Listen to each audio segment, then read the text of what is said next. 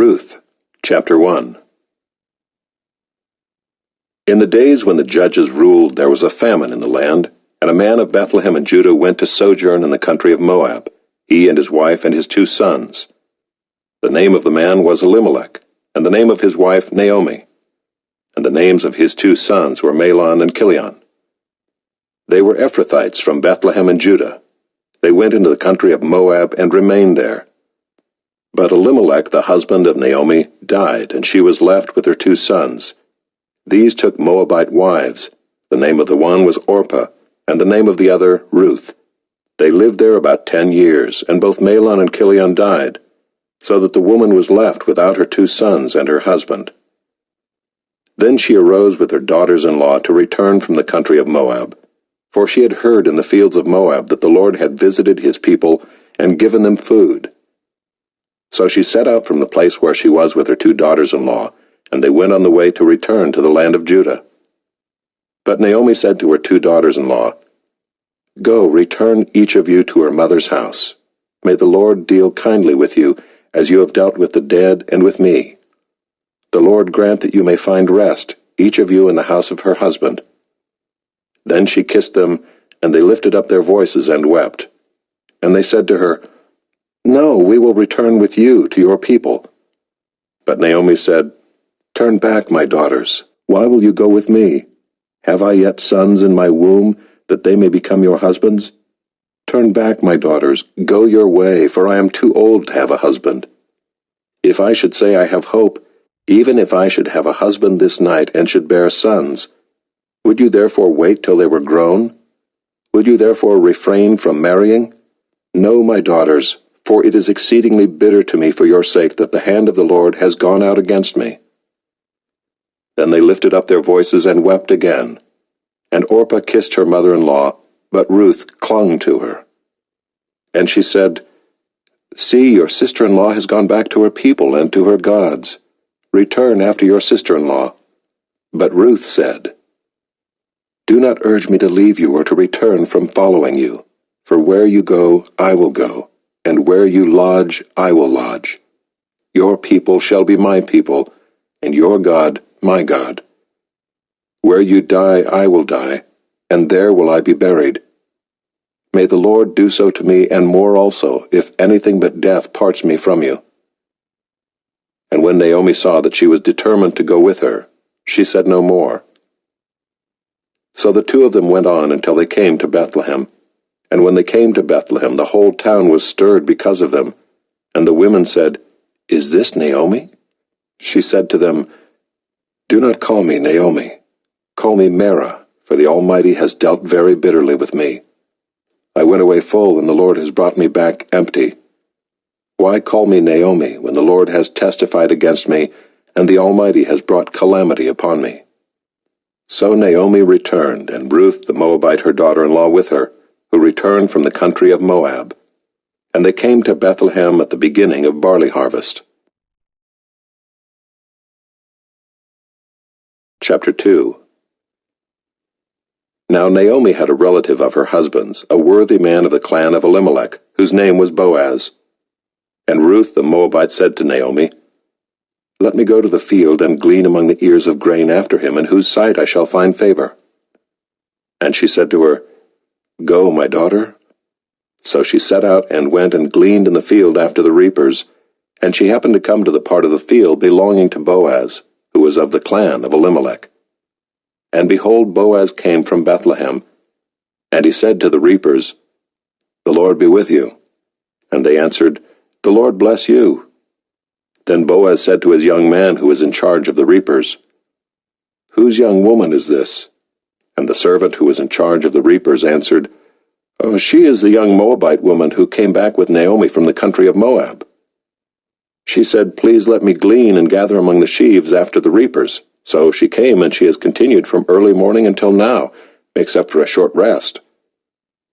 Then Boaz said to Ruth, "Now listen, my daughter. Do not go to glean in another field, or leave this one, but keep close to my young women. Let your eyes be on the field that they are reaping, and go after them. Have I not charged the young men not to touch you? And when you are thirsty, go to the vessels and drink what the young men have drawn. Then she fell on her face, bowing to the ground, and said to him, "Why have I found favor in your eyes, that you should take notice of me, since I am a foreigner?" But Boaz answered her, "All that you have done for your mother-in-law since the death of your husband has been fully told to me, and how you left your father and mother and your native land, and came to a people that you did not know before. The Lord repay you for what you have done, and a full reward be given you by the Lord, the God of Israel, under whose wings you have come to take refuge." Then she said, "I have found favor in your eyes, my lord, for you have comforted me and spoken kindly to your servant, though I am not one of your servants." And at mealtime Boaz said to her, "Come here and eat some bread and dip your morsel in the wine." So she sat beside the reapers, and he passed to her roasted grain, and she ate until she was satisfied, and she had some left over. When she rose to glean, Boaz instructed his young men, saying, "Let her glean even among the sheaves, and do not reproach her. And also pull out some from the bundles for her, and leave it for her to glean, and do not rebuke her." So she gleaned in the field until evening. Then she beat out what she had gleaned, and it was about an ephah of barley. And she took it up and went into the city. Her mother-in-law saw what she had gleaned. She also brought out and gave her what food she had left over after being satisfied. And her mother-in-law said to her, "Where did you glean today, and where have you worked? Blessed be the man who took notice of you." So she told her mother-in-law with whom she had worked, and said, "The man's name with whom I work today is Boaz." And Naomi said to her daughter-in-law, "May he be blessed by the Lord, whose kindness has not forsaken the living or the dead." Naomi also said to her, "The man is a close relative of ours, one of our redeemers." And Ruth the Moabite said, "Besides, he said to me, 'You shall keep close by my young men until they have finished all my harvest.'" And Naomi said to Ruth her daughter-in-law, "It is good, my daughter, that you go out with his young women, lest in another field you be assaulted." So she kept close to the young women of Boaz, gleaning until the end of the barley and wheat harvests, and she lived with her mother-in-law. Chapter 3. Then Naomi her mother-in-law said to her, "My daughter, should I not seek rest for you, that it may be well with you? Is not Boaz our relative, with whose young women you were? See, he is winnowing barley tonight at the threshing floor. Wash, therefore, and anoint yourself, and put on your cloak and go down to the threshing floor. But do not make yourself known to the man until he has finished eating and drinking.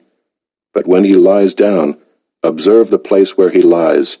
Then go and uncover his feet and lie down, and he will tell you what to do." And she replied, "All that you say I will do." So she went down to the threshing floor and did just as her mother-in-law had commanded her. And when Boaz had eaten and drunk, and his heart was merry, he went to lie down at the end of the heap of grain. Then she came softly and uncovered his feet and lay down. At midnight the man was startled and turned over, and behold, a woman lay at his feet. He said, "Who are you?" And she answered, "I am Ruth, your servant. Spread your wings over your servant, for you are a redeemer." And he said, "May you be blessed by the Lord, my daughter. You have made this last kindness greater than the first, in that you have not gone after young men, whether poor or rich. And now, my daughter, do not fear. I will do for you all that you ask, for all my fellow townsmen know that you are a worthy woman. And now it is true that I am a redeemer, yet there is a redeemer nearer than I. Remain tonight, and in the morning, if he will redeem you, good, let him do it. But if he is not willing to redeem you, then as the Lord lives, I will redeem you. Lie down until the morning." So she lay at his feet until the morning, but arose before one could recognize another. And he said, "Let it not be known that the woman came to the threshing floor." And he said, "Bring the garment you are wearing, and hold it out." So she held it, and he measured out 6 measures of barley, and put it on her. Then she went into the city. And when she came to her mother-in-law, she said, "How did you fare, my daughter?" Then she told her all that the man had done for her, saying, These 6 measures of barley he gave to me, for he said to me, 'You must not go back empty-handed to your mother-in-law.' She replied, 'Wait, my daughter, until you learn how the matter turns out, for the man will not rest, but will settle the matter today.'" Chapter 4. Now Boaz had gone up to the gate and sat down there, and behold, the Redeemer, of whom Boaz had spoken, came by. So Boaz said, "Turn aside, friend, sit down here." And he turned aside and sat down. And he took 10 men of the elders of the city and said, "Sit down here." So they sat down. Then he said to the Redeemer, "Naomi, who has come back from the country of Moab, is selling the parcel of land that belonged to our relative Elimelech. So I thought I would tell you of it and say, buy it in the presence of those sitting here, and in the presence of the elders of my people. If you will redeem it, redeem it. But if you will not, tell me, that I may know, for there is no one besides you to redeem it, and I come after you." And he said, "I will redeem it."